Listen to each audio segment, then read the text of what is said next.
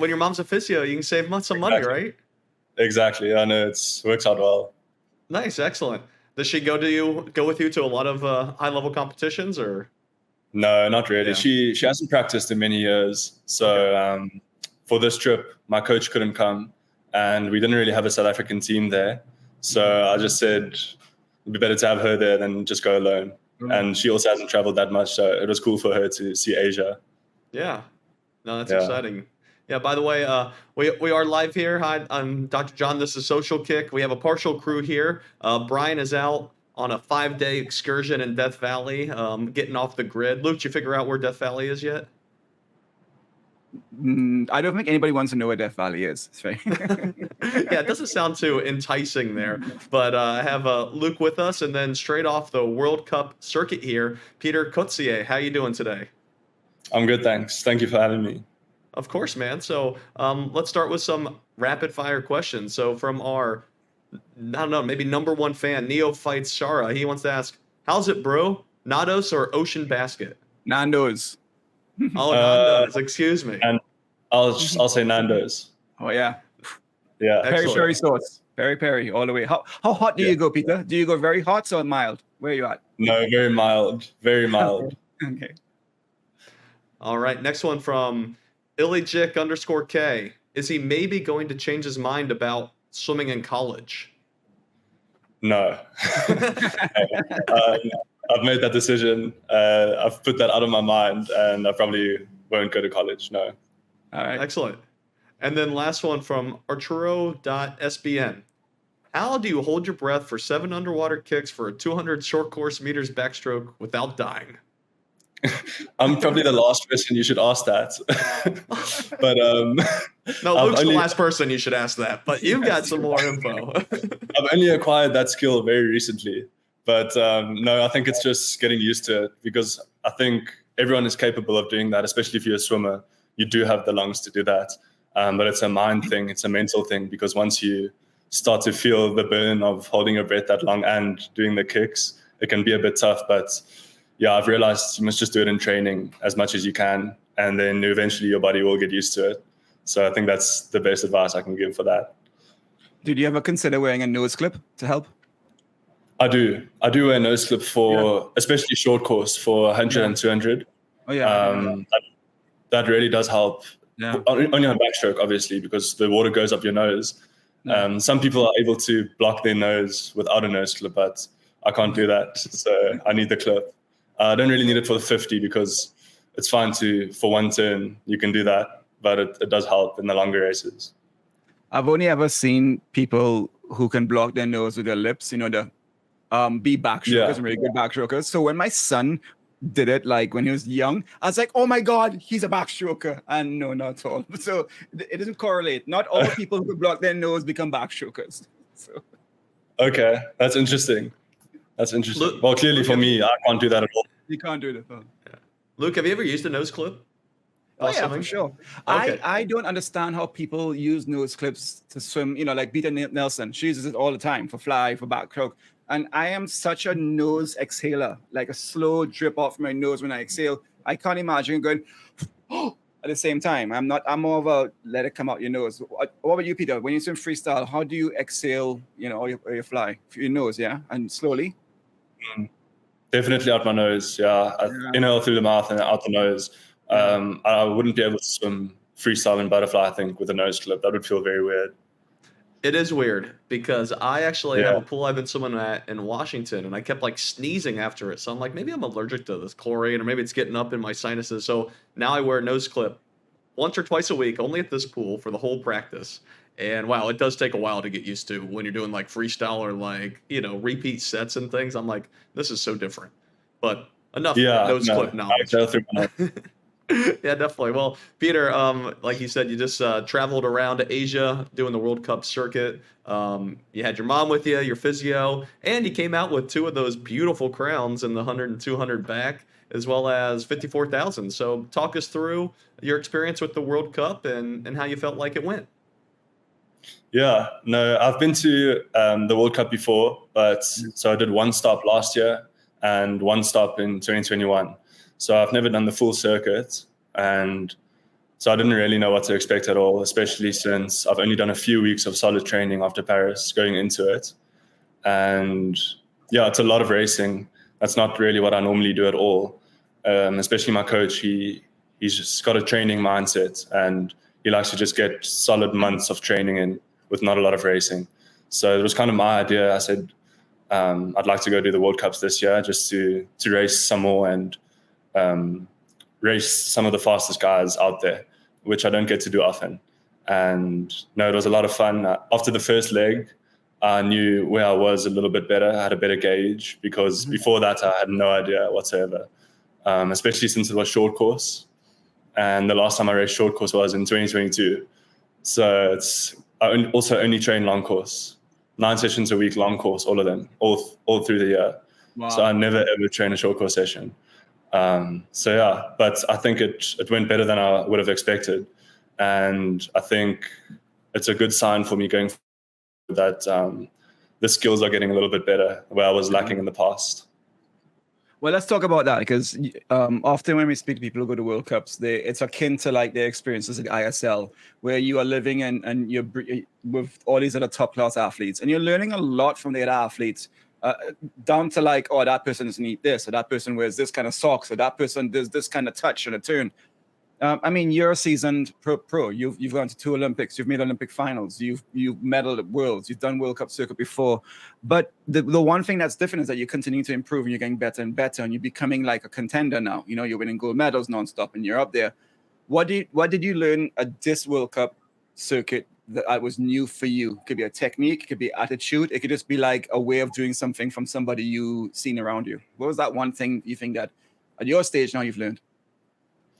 I think the main thing for me was it's nice to race with no pressure. Whereas like if it was a world championships or anything bigger than World Cups, it's kind of like, this is the race. You've trained for this race for months and months. Yeah. And the World Cup is kind of like, it was like part of my training.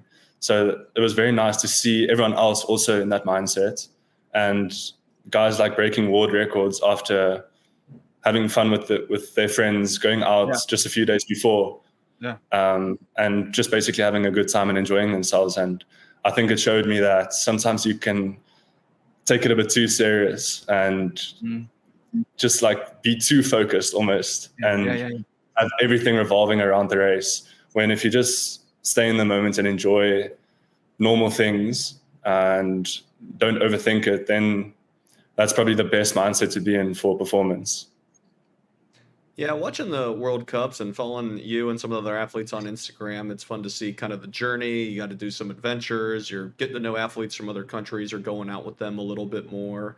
But kind of talk us through, what is like a week like? Because a lot of times you're here, oh, they're swimming into shape maybe throughout the World Cup. The times are improving and things like that. So how do you guys balance kind of the travel? Luckily, the stops were pretty close this time, but the travel, getting in practices and things leading up to those race days.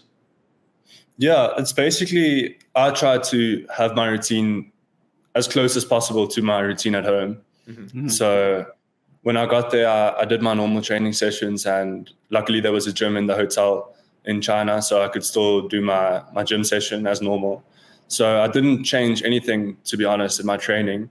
And I think most of the other guys did the same. As far as I know, like, you just go about your business, you do your sessions as usual. And then maybe like the day before, you'll just, or I can speak for myself, I would just do the meet warm up. Yeah.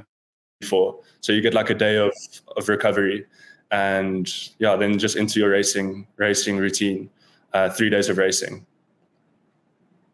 I bet when you first went to the World Cup circuit, it was a big deal. It was a big deal to go to the World Cups, and you were nervous, and you got on stage and you're like, what's going on? It's just like when you went to Tokyo. It was a big deal and to go to Tokyo. And when you went to Paris, you got a little bit more settled. What's the mindset you're going to have going forward to some of the next big world games, world champs next year and LA? How are you going to make sure that you remember what you just talked about beforehand? The attitude of, listen, at the end of the day, let's relax, let's have some fun, and go into this with positive attitude. Yeah, I think it's mostly about having that same mindset in training and everything you do every day as well. So like when you go to training, I'm not going to be thinking about my training session tomorrow morning, tonight, and stressing about it. So it's kind of the same. If I see it's a tough session, I'm just going to put it out of my mind and let that be for tomorrow. And I think that should be the same for your races as well. And when you've done the work for months, or let's say years, it's actually years, and you get to the night before the race, nothing's going to change now. So if I'm going to be thinking about it 12 a.m. the night before I'm supposed to race, that's just going to be bad for my race. So at that point, it's good to let go and trust the process, trust your training and your coach and everything that's gotten you to that point. And then you have to, I always just say to myself, whatever happens, happens. At the end of the day, it's just a swimming race. So that, like, there's more important things, to be honest. And I think I just remind myself of that when I do go into a spiral a little bit of thinking about it too much, or because that does happen. I tend to hype it up a bit too much. And normally when I do that, when I go into a race thinking, this is my moment, I've got to win this race or anything like that, that's when I end up forcing it. And it doesn't go well when I do that. So yeah. I mean, I'm from the Caribbean and I had poor facilities, and early in my career, I used to blame other people of my performances. Oh, I had to walk up the stairs instead of taking the elevator, or the air conditioner was broke, or I didn't have a coach, or what have you. And that was early on, and it was negative. And we spoke to your country people a few times. So we spoke to Chad in a World Cup 2 years ago, and he's talking about how difficult it is to get financing and the support of the government and the NGCs to go to these games. We just spoke to Tatiana Smith about it, and she talked about the situations in countries like South Africa, which which can be tough. But if you have belief in yourself and the right things, you can do it, and you can train at home with like your coach Rocco, and you can be in those facilities and you can do well. How is your attitude to, like, not so much become the Luke of 14 years old when I was complaining about everything, to be the Pieter now where, like, okay, you trust in yourself, you believe you can do it, and you succeed? Yeah, I think everyone, or I can speak for myself, I definitely also fell into that mindset maybe a few years ago when I was young. I'd be like, the other countries have so much more and they're able to have better facilities and they can definitely train better than we do. But at the end of the day, that's not really true. Everyone has different challenges. So it's the same with the race. You're always going to think you could do some stuff better afterwards. And so that's why I've realized it's better to not strive for perfection, because when I strive for perfection, that's when I realize it's impossible and you're never going to be happy if you strive for that. So just strive to do as best as you can with what you have. And we may have we don't have funding or we don't have the best facilities, but if I was American, it would be much harder for me to make the team, much harder for me to make any team. Exactly. So it's different challenges for everyone, and you have to accept what you've been given and make the best out of it. I think that's what makes Tatiana so good. That's what makes Chad so good, and anyone from a similar situation. You need to have that mindset. All right, let's get back to your races. So you won 2 crowns, 2 triple crowns, and you almost got a third. Isaac, spoiler party there. But you got, well, how many goals is that? 6, 8, 7 goals, 2 silvers, right? Amazing. Yeah. What was your the most favorite race that you swam? Was it your last 200 back at the last stop? Was it the first 50 back with best times? What to you was like, I really enjoyed that, I was proud of that swim? I think it was probably the 100 back from the first leg, because like I said, I didn't know what to expect at all. And I was a little bit nervous because I had Thomas in the race, and I didn't also know what to expect from him because I know he's also a better long course. And then I also had Casper, who I also know is very good underwater. So I didn't know what to expect of myself. And when I saw the time I went, I was actually quite surprised and happy to see that I got a personal best time after not racing for so long and also having some time off after Paris. And I just really enjoyed the race too, because I felt like I was able to use my strengths, which is swimming on top of the water, while still doing as best as I can underwater and finding that balance. So I would probably say the 100 backstroke, Like you said, you mainly train in long course. I haven't raced short course in a while. Are there any takeaways, skill wise, or other race strategies that you're taking away to transfer to long course training from the short course meets? Yes, no, definitely. I think the main thing is obviously in short course, the main thing is turns and underwaters. Hmm. So I think you can be, I'm able to be more explosive in short course off the walls because it's kind of, my race is centered around that. And you're only doing 25 meters between each wall. So you're able to like focus on picking up your speed into the wall and then exploding off the wall. And I think I want to do that in long course as well, which I didn't do in the past. And I've realized that after Paris is I kind of not slow down, but I don't speed up into the wall. And I'm kind of slow on my turn movements and my kick off the wall. It's not like a fast explosive movement. And so I think that's probably the main thing I want to take from short course and do that in my long course races. Yeah, and like you said, great performances at World Cups, a lot of best times, 149 in the two back. But God, we look at that two back, and there's that 145 Larkin time out there. What are your thoughts on that performance by him in that time? That's crazy. I think the 200 back short course and long course world records. You hear about the long course a lot, but the 145 is flying too. Yeah. I think that's probably just that's big underwaters, strong underwater kicks. I think he probably pushed it to 15 each wall. I haven't actually watched the video of that race, but I should. And I think that's probably one of the most impressive short course records out there for sure. What are you doing, Pieter, to work on getting your body over faster on those turns and coming off those walls snappier and kicking out, not slowing down in and not slowing out of those walls? What are you doing yourself? I think I'm thinking about like folding up my body as small as possible in the turn section because I'm pretty full. And so my coach always says I have to work extra hard at doing that because I'm a bit slow at the actual turn part. And I don't maybe bend my legs enough. And you're supposed to like kick your feet to your bum in the turn action. And then as soon as your feet touch the wall, immediately kick off. And I think I used to have a little bit of a pause in that section when my feet touched the wall. I would lack a little bit and maybe a half a second before I kick.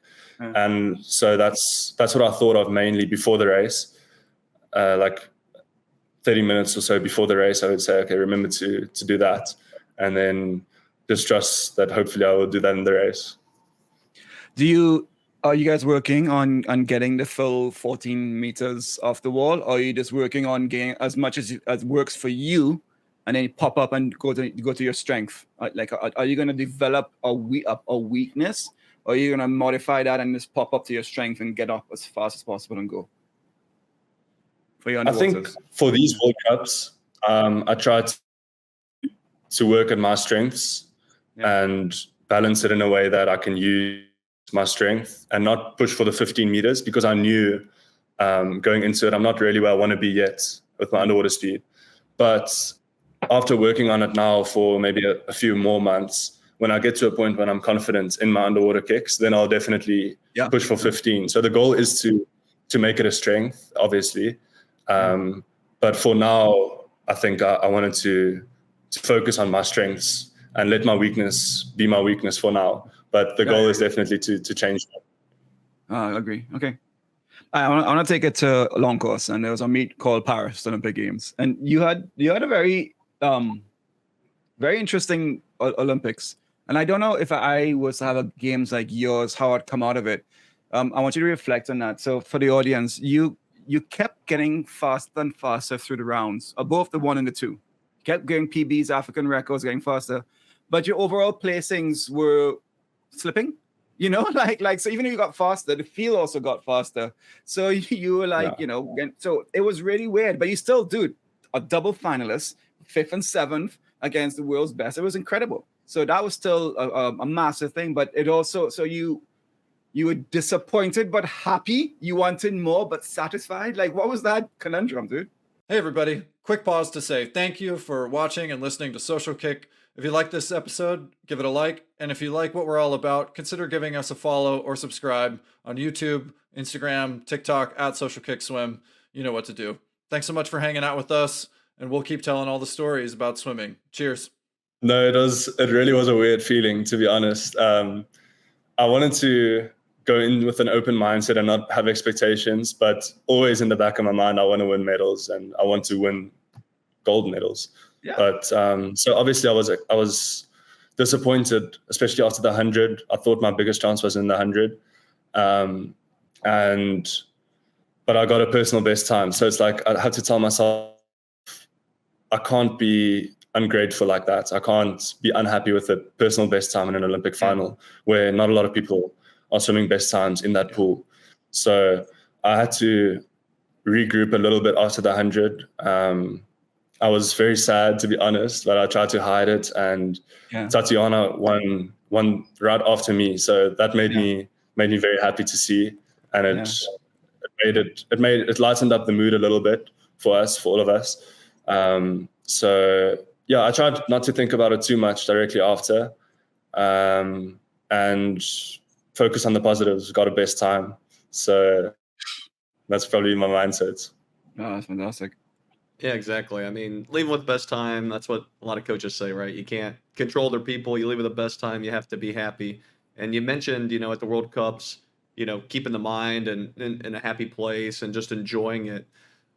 What about when you were at the Olympics? Did you feel like there was a lot of pressure? I know you were at Tokyo before, but I'm sure a different experience, obviously, with the crowd for one, but also a little more expectation probably behind, like, okay, oh man, now people kind of know me. Probably some pressure to get top 8, and like you said, some internal pressure to medal, which you obviously want to do.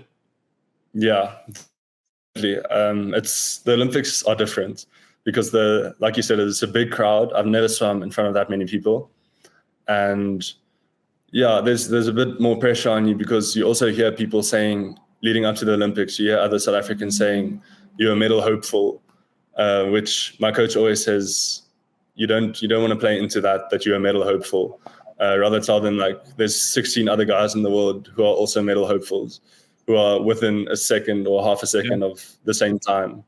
So you can't really say you're a medal hopeful, to be honest, unless you're a second ahead of the field.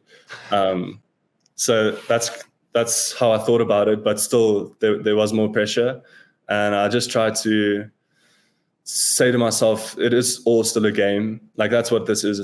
It's a game. You have to enjoy it, and don't make it too big in your mind because then I think it can go the way you don't want it to go. So I just try to say to myself, walking out, like hearing the crowd, I say to myself, this is a game. I'm going to love this. I'm going to enjoy this so much. And I remember walking out for my first race, and I just really loved it. Like I got goosebumps walking out, hearing the crowd. I'm getting goosebumps now just thinking about it. So I just try and enjoy it as much as I can. Even when I'm nervous, I just try and embrace it and enjoy that feeling because it is a rush. It's like a rush of endorphins in your body, kind of. So I just try and enjoy that. Pieter, I say that if you want to win gold, you got to wear gold. And a lot of track athletes wear their personality in the Olympic Games. Noah Lyles wears this big silver chain and they all wear bling and stuff. And at World Cups, you were wearing your gold cross. And I love that because that's your personality, that's you, and that means a lot to you, and that we learn a bit about you. Like talk about that grounding, that wearing something that's personal to you, that means a lot to you, helps you with your racing, either before or during the racing. And dang, I wish we could have that in the Olympics for swimmers. Yeah, no, I wanted to wear it at the Olympics, but I kind of got in my head about it a little bit before, and I was like, what if it slows me down? so I wanted to just be as fast as possible at the Olympics, no drag whatsoever. But then I think that's overthinking it a little bit. So for the World Cups, I actually just forgot it around my neck when I went for my first race for the 200 back. And then I just kept it on for the rest of the stuffs because it's annoying to have to take it off the whole time. And I think it is also nice, like you said, to express yourself. And it's kind of like it reminds you to your human side when you go for a race, and it reminds you who you are. And I follow Christianity. I'm a Christian, and the cross means a lot to me for that reason. So it's like it also reminds me of that important part, which is much bigger than swimming to me. And the swimming seem, like I said, more like a game, like just for fun. I must say though, when I watch some of the track athletes or even, football players, their chains like hitting them in the face and doing all this. I'm like, doesn't that annoy them? Don't they feel that? Did you have anything like that in the pool? Like it flipped up and it's like in your mouth, or it's just, No. you're racing, right? You're in the zone probably.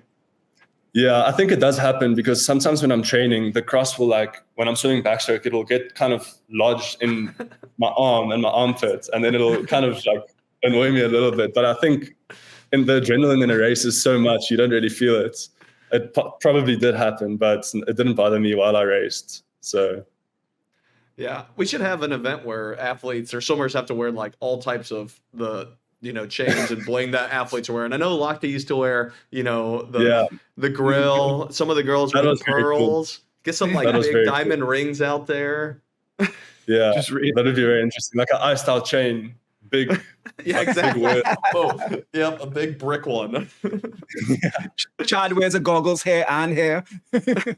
Yeah, double goggles. Yeah. Dude, I don't know what's going on, but we've had a lot of 200 backstrokers recently. We spoke to Hubie, we just spoke to Keaton Jones. We're speaking to you. We're about to speak to Murph. And I'm going to ask you guys very similar questions, right? But one of the questions, and it was interesting to hear from Keaton about his pull prowess. What's your strength, dude? I heard that Chad calls you uncle because you're just big, right? What's your strength and how do you use that in backstroke? Like, why are you so damn good at backstroke? What's your strength? Firstly, I'm very tall. So I'm 198 meters tall. I'm not sure what that is in feet. So that's 6'5" or so for the audience. Yeah. Yeah. So that helps a lot. I think especially in backstroke, not so much in breaststroke, I feel like, because I suck in breaststroke. So I think backstroke and freestyle, that helps me. And I've always been pretty lean and I'm able to build muscle pretty easily. So I think in swimming, that's important. And Chad, when I was 16, that was my first or second senior nationals that I swam in, and it was Olympic trials. And it was the first time I raced Chad. So that's the time he spoke about when he saw me and he was like, who is this guy? Yeah. You mentioned your dolphin kicks and trying to work on your underwaters. Are there any specific things you're working on that? When I think a taller swimmer trying to work on underwaters, it's usually tempo. Is it tempo that is, you think, the bigger thing to work on for your dolphin kicks, or is it more the technical side of it? I think it's finding the right size of the kick firstly, and then from there going to a faster tempo. Because in the past, I think at first I had a very fast tempo, but it was just kind of flat. I was just doing this and not having a big enough movement. Then I had bigger movements, but I was way too slow, kicking way too slow. So it's been a really long process. Honestly, it's been years and years of me just sucking at underwater kicking. And recently I've tried to get stronger legs and get a stronger core and stopping thinking about the technical side too much. And after getting stronger legs and a stronger core, got back into the technical side of it. And my coach actually picked up that after the kicking part, the dolphin kick parts, I had a bit of a pause before going into the breakout where I didn't do anything. And he said I lost a lot of speed in that segment, which is like the transition from the dolphin into the flutter kick. Yeah. And then I really started focusing on that every time I did a turn. And I think I smoothened that out well. And I think that's what made the biggest difference so far, is not losing all my speed after the underwater kicks and getting that smooth breakout into a normal backstroke stroke. Yeah, I think that's a common thing, that fly to breakout transition and losing some speed there. So was it just, like you said, focusing on it more? Was it taking another dolphin kick because sometimes you take that extra dolphin kick and you're like, man, I have to take one more. I feel like I'm already at the surface, right? So I guess, what was it for you that's helping that connection? Yeah, I think getting closer to the surface was what also helped for me. I think one extra kick, I did add an extra kick, and then the transition. So I think what I used to do was I was still one kick too short, and then I just didn't do anything between that last kick and popping out of the water, which really slowed me down a lot. So I added an extra kick to get a bit closer, and then immediately go over into the flutter kick and hold my speed breaking out. And I think that made the big difference. So yeah, you got to get very close to the surface to master that. That's right. I don't know if to talk. You choose. Can we talk? Should we talk 100 back or 200 back racing? What do you want to talk about? Which one? Or 1500 back, your choice. We can talk. 200 is more interesting. All right, let's talk 200 then. So, what do you do? How do you swim your 200 backstroke? How do you go out easy yet fast? And then how are you swimming your third 50 and maintaining your tempo and your rhythm to come home strong? How do you race it? And then how do you train to be able to race it like how you want to race it?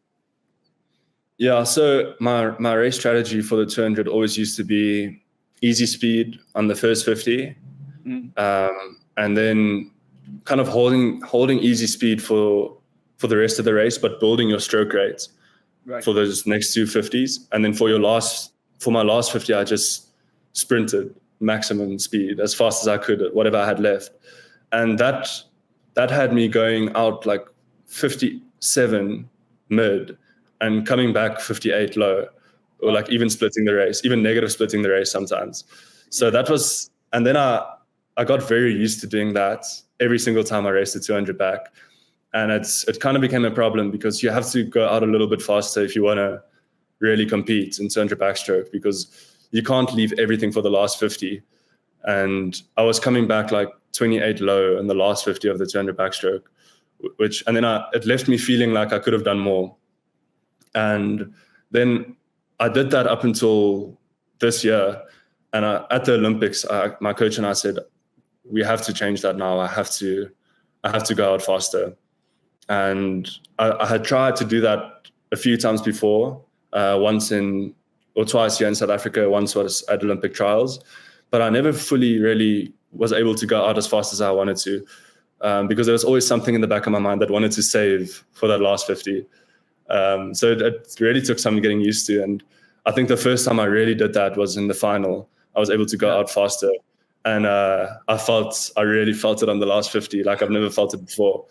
So I'm used to feeling good after a 200 back, or feeling good on the last 50 of the 200 back. And in the Olympics, it was the first time that I really hit a wall, and I lost feeling in my arms and my legs. So I think that was the first time I did it right. And I think now it's just about getting used to that and being able to do it better. How are we doing this? Talk to me about what's your stroke count per 50. And how are you going out faster, like easy? So are you increasing your stroke count? Are you putting more power in it? Are you bringing your legs in? So talk to me what you're doing. Power, tempo, kick changes, body position changes to have that, what you just talked about. Yeah, so I actually have no idea what my stroke count is. I'm very bad at that, but I should know. And my coach is going to be mad at me. But I think for the stroke, like I said, easy speed. And that's very easy for me, because the first 50, it's easy to go a solid time and just having your stroke, focusing on your stroke technique and holding the water, feeling the catch, getting your catch early and getting the rotation and just all those small technical things. So yeah, there's a 200 stroke rate that I have in my mind that's like been solidified in my mind, that my body just knows that's easy speed. That's 200 stroke count or stroke rate. And yeah, sometimes it's faster, sometimes it's slower, depending on how you feel. I just go by feeling on the day. I just say, I'm going to go easy speed. Yeah. And then as I build, it's about bringing in my legs more. So the first 50, I'm not really thinking about my legs or not really thinking about anything. I'm just letting it happen. Yeah. And then as the race goes on, I try and say to myself, okay, bring in the legs now. Yeah. And that's normally on the third 50, towards the end of the third 50, that I really start working the legs. And then I pick up the stroke rates. And on the last 50, I really just do my fastest stroke rate possible. And that's dangerous because you can start spinning. And I think that's what happened to me. I think that's what happened to me in Paris. I picked it up too much because I saw Chris next to me, and I was like, He's so far ahead of me. I'm going 158 right now. And I got in my head a little bit and I was just pushing so hard, forcing it so much. I think I probably did way too many strokes on the last 50. So I think, it's always good to focus on holding the water. Yeah, like you said, not being able to feel your arms and legs, pushing it in that 200 back. So, trying to hold the water is one thing, but how do you mentally improve and start to accept to deal with this? Because, like you said, as a regular back halfer, you kind of are used to closing and you're like, oh, yeah, the 200 back's hard, but it's hard for, I don't know, 15 meters of pain, 10 meters of pain versus 50, 60, 70 meters of pain. And that takes a different, I think, mindset. And it's one thing to do it. It's another thing to know it's coming and kind of be ready and how to handle that. Yeah, definitely. It's exactly as you said. Like normally it would be 15 meters of pain for me. And the last 50 was just pain. So I think I definitely was not used to it. And I probably still am not fully used to it because I haven't raced long course 200 back since then. But I really think it's just about doing it more often. And it still doesn't hurt as much as some of the training sessions you do. Like training is always going to be harder than that. So it's nice to think about it like that. And like pain is just a feeling. So it's at the end of the day, like you're going to feel pain. Just it's mental if you push through it or if you let it affect you. So I think it can affect you, but if you just avoid it at all costs and just what you have to do, keep doing it. And if you like believe your body is able to do it, no matter what you're feeling, then you are going to be able to do it. Like you said, training is always harder, man. So we're turning into the hardest training podcast. So what is one of the hardest sets that come to mind that help you deal with that pain? There's different kinds of hards. But for me, what always gets me is our back-end sessions, which we probably do back-end for more than half of the year, and like training blocks of back-end. And it's normally a variation of the main set is always between 15 and 20 100s long course of main stroke, and normally on anything between 130, 140, sometimes 150 if it's near the end and you want to go faster. And you start off, I'm going to give one example of one that we do. It's 6 ones main stroke, holding back end plus 6. So that's your back end, whatever you want to go, come back in the 200 plus 6. Then you do 5 back end plus 5, and then you do 4 back end plus 4, 3 to 4. Right. And that we normally do that throughout the week. So the first week will be like that. Then the second week will be 1 second faster each round until you get to the last week of the block where you're going back end plus 1, or what you're meant to be going on back end plus 1. And I very rarely go the times that I'm supposed to go in that session. I really fight through those sessions. I was going to say with those sessions, when I'm working hard, I'm feeling pain. I like to know how much more I have to suffer. And so, like, when you're swimming freestyle, you have an idea where you are in the pool. Okay, that's a 35, or that's this, and you have an idea. Backstroke outdoors, you're like, where are those damn flags? And you happen to see a tree. Like, there's the tree. I know where I'm at. But it's such a psychological mind melt when you're dealing outdoors. You know how much more you have to do, especially for those sets. Do you find that the pool gets longer as the pain increases in those sets? Definitely. Yeah, no, definitely. And in those sessions, it's similar to the 200 backstroke pain that I felt in Paris. You lose feeling in your arms and your legs, and you're just moving your body with whatever you have left. And it definitely feels longer as you go on. So and especially in backstroke, like you said, you don't really know where you are until you see that 15-meter line. Yeah. So no, it's hard doing that set backstroke. And especially I feel so sorry for the butterfly swimmers for those sessions, because doing those 100s long course butterflies it's crazy. Coming back. Earlier you mentioned not knowing your stroke count, and a lot of coaches and swimmers, and you even joked about a little like, oh, I should know that, right? I should be focused more in that. But do you think there's some benefit to not knowing that and being a backstroker, kind of not knowing or relying on those types of numbers where you can just kind of, they call it the flow state, right? You just are kind of, you get into the zone more and get out of your head. If you're like focused on a number, you're not maybe letting your body just naturally perform how it can maybe optimize or maximize performance. Yes, I definitely think there's something to that, because I think you are more in the moment if you just doing the movements and just swimming and just enjoying yourself. And if I'm swimming like a robot and going 1, 2, 3, 4, I don't know if I would really enjoy that. It would feel more like I would feel like a robot, you know. And I actually spoke to, I don't know if you know Saveri Masiuk from Poland, and he said the same thing in Doha. He also told me he doesn't count strokes because it's not that deep. You just like swim your race and yeah. But obviously, I think there is also value to counting, because if you know, let's say I know I need to do 30 strokes, I know if I'm at 25 and I've still got a while to go, then I know, okay, I'm going too fast or I'm spinning a bit, and then you know how to adapt to that. So I think there's a balance to it, and I may be wrong, but I think for me, I like not counting. I want to ask about breathing. So swimming, it's only when I stopped swimming racing, I realized, wait a second, when I was told to work really, really hard and give it my all, I was also told not to breathe. And that is so messed up. It's like, put your head down, don't breathe, and go as far as you can, for as long as you can, but don't breathe.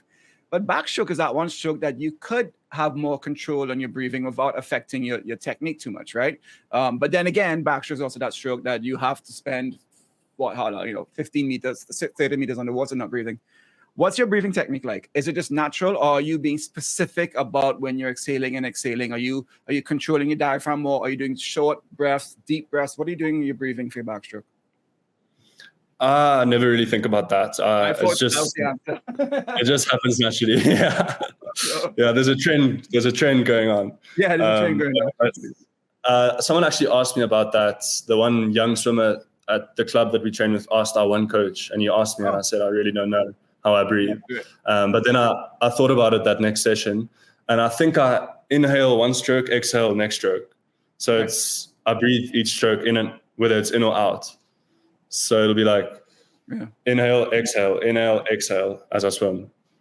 And then one big breath as you turn over to go into your wall for your turns. Yeah. Okay. Yeah. John, what about you? Did you focus on your breathing, or you just went? I barely did backstroke, but I'm like the opposite. I'm the guy that gets in the water and I'm like counting every stroke and every little thing. And in all honesty, looking back, I think it kind of gets in your own head a little bit, where, like you said, then you get into a race and you're like, okay, 8 strokes this lap, 2 breaths here, blah, blah, blah. And you don't just flow as often. And I've heard other, elite athletes that, like you said, similar to you, they just, like you said, a lot of coaches or swimmers be like, oh God, this guy's not even paying attention. How does he not know this? But I think there's, like you said, there's something specific for everyone that works. And sometimes swimmers, especially, we're known to be pretty like analytical people. It's like, oh, you count your, I always say with swimmers, the good thing about working with them in gym, I can tell them leave on the top, leave on this. They know what to do. They're analytical. They know numbers. They know these things. But there's overdoing it a lot of times as well, especially in a race. Yeah, I think the thing is for me, if I get to a race and I'm meant to count my strokes, and it's not perfect, it's not the stroke count that I'm meant to have, am I going to then, what am I going to do? There's not much you can really do. It's like you've trained every day for this, your body already knows it's already going to happen how it's meant to happen.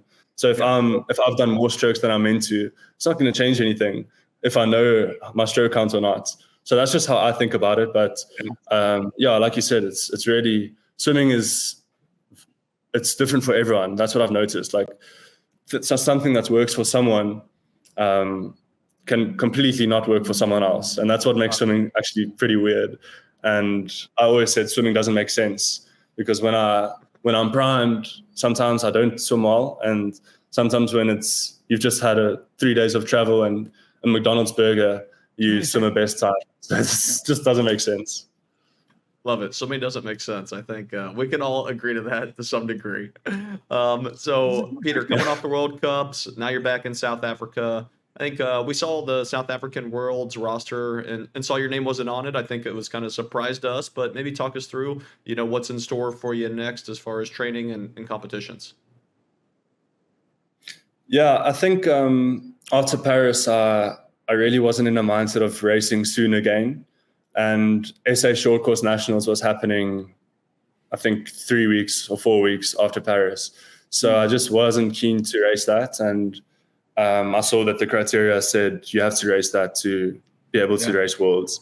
And I asked my coach and I made sure of it. And they said, there's no way you can make the Worlds team if you don't swim SA Short Course. So I accepted that I won't be going to Worlds back then already. And I decided instead of doing SA Short Course and World Champs, I'd rather just do the World Cups because that gives me a little bit more time to just train and get back in my routine before going on to race. So I've accepted it a while ago that I won't be doing Worlds, and it kind of works out well because it's been a long season. So to be home and celebrate Christmas with family and just train for next year is going to be good for me, especially because I think next year is going to be a big year. It's long course season again and World Champs in Singapore, long course champs. So I'm still like centered around long course because I was saying to my friends, like, racing in the World Cup, it didn't feel like real swimming to me. And I know that's wrong, but it just didn't feel real to me because I would get out after 200 and feel my legs. So it's just different. It's not as tiring, it's not as hard, and the Olympics are long course, so it's still the most important to me. Yeah. So I'm not going to ask you what your time goals are, but what are your goals for next year in terms of you want to get leaner, you want to get stronger, you want to be able to have better endurance at the end. What are some of the goals that you guys set out physiologically or mentally, health-wise for next year? I think after Paris, we kind of decided that my main focus would be to get my speed up, because once my speed is better, my easy speed will be better too. And I'll be able to go out fast in the 200 without feeling that hurt that I felt in Paris. And that comes with your speed. And that doesn't mean I'm not going to still work my aerobic system because my coach has us doing a lot of 6K, 7K sessions per week. So that won't be a problem. And yeah, I'll just definitely try and get stronger because that's always going to help, especially for speed. And like we saw, Christy is a very big, strong guy who got a silver medal in the 200. So I was actually very surprised that he was able to swim in 200 that fast because I thought maybe he's a bit heavy or too strong, or not too strong, but too heavy. And this was surprising to see that's what's possible to do. Yeah. Yeah, you mentioned, getting to China and having a gym and being able to stick with your routine and doing the gym session. Now you mentioned, like I said, some of the 200 back guys, and Murphy's another guy that's, a pretty big guy, but can finish the 200 back. So what are some of the things you're doing in the weight room? And is it a goal to put on weight and size or more strength in your eyes?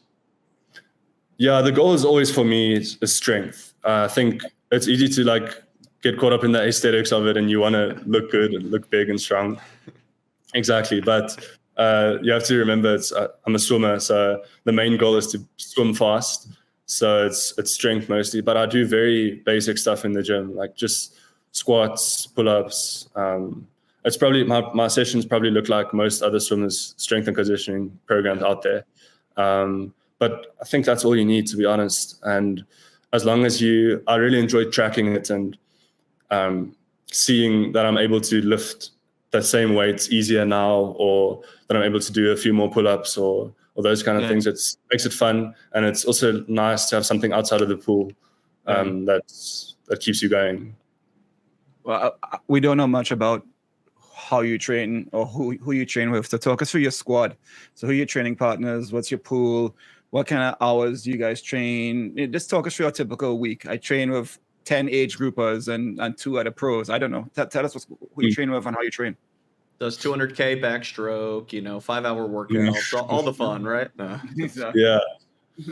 So we have a very big club that I swim with. It's called Tux. It's in Pretoria.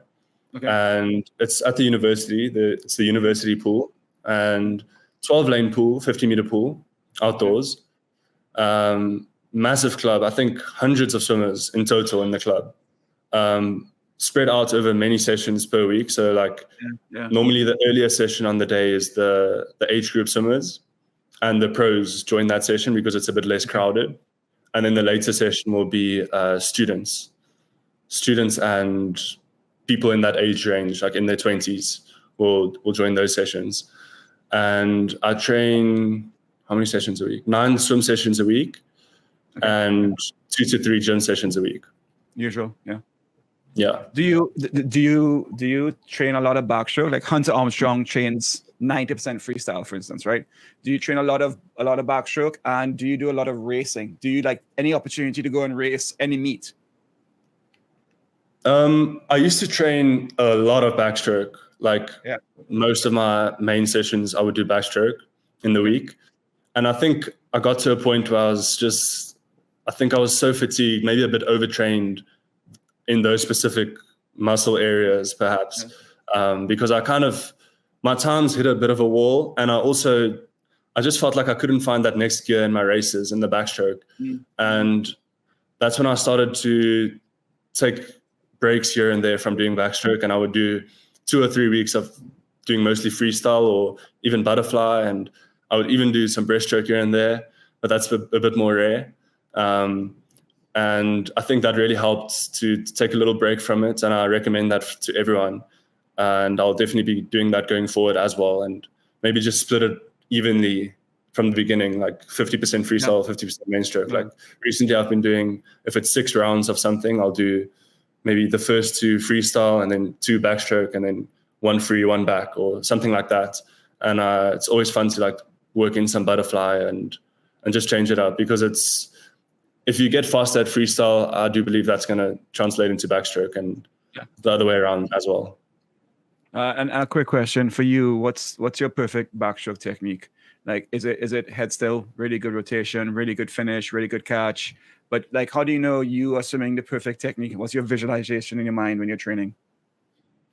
Yeah, I think it's a still head. It's a flat head, like not lifting your head up like this. It's looking up, and the rotation is important as well.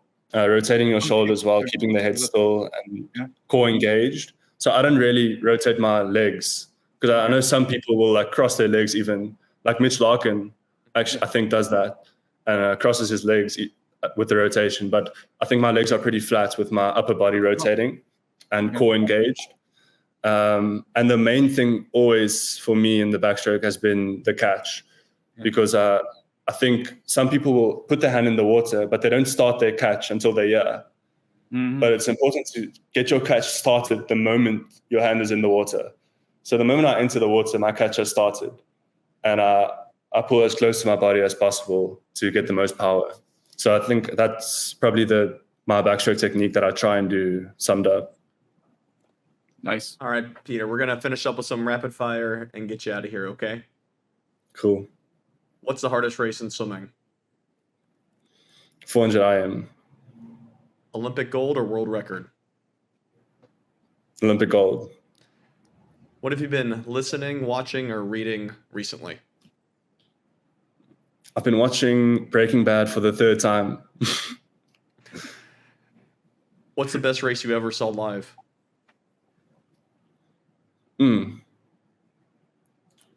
Probably Leon's 200 fly in Paris. All right, this was another audience question. I didn't mention earlier, if you have audience questions, follow us at Social Kick Swim. But if you could pick past, future, present athletes from South Africa, what would your dream 400 medley relay be? Wow. Yeah. 400 medley. I'm going to put myself on the backstroke. Yeah. Cameron Vanderberg on the breaststroke. Chad on the butterfly. And a lot of good freestylers. It's got to be one, though. It's one guy. It's either Rake or Roland, but I'm going to say Roland. I'm going to say Roland on the 100 free. That's a pretty good relay. Nice. Yeah, but Rake and Roland is interchangeable. That's very tough to choose between. What's the most annoying thing a teammate can do in practice? Sprint warm-up. Yeah. If there was a world record for backstroke 100-meter pole, what do you think it would be? Long course, yeah. Is that pool boy and paddles? we'll say pull buoy, paddles, and like a strap where it's like very, very tight on not kicking, right? So either like a strap or something, or it's just accepted they're not, with paddles doing a little too big kick, right? I'd probably say. You can't kick off the wall. You can't kick off the wall, so it's hard. Go ahead, Peter. Yeah, we can hear you. Yeah, we can hear you. Yeah. Okay, so we're back. You can't kick off the wall. No, because you can't kick. You're pushing up and you can't kick. You but I mean, you can push. You can push off the wall. Yeah. Damn. 58. Okay. Now you did the whole World Cup circuit. Yeah. World Cup circuit. What's one thing you would change about the World Cup?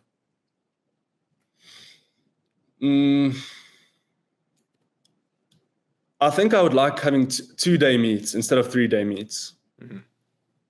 Yeah, and maybe even some more stops, because I know in the past they did 9 stops with breaks in between, and it was 2-day meets. Sure, so I think that's nice. 9 maybe a bit much, but if it's maybe like 4 or 5 stops with 2-day meets, I think that would be cool. Go to Africa. Yeah, that would be awesome. I think it's a good thought. I'm thinking we could ditch prelims in all honesty, but I got a few more ideas, but that's one. Last one though for you, Peter. How often are you and your squad social kicking at practice?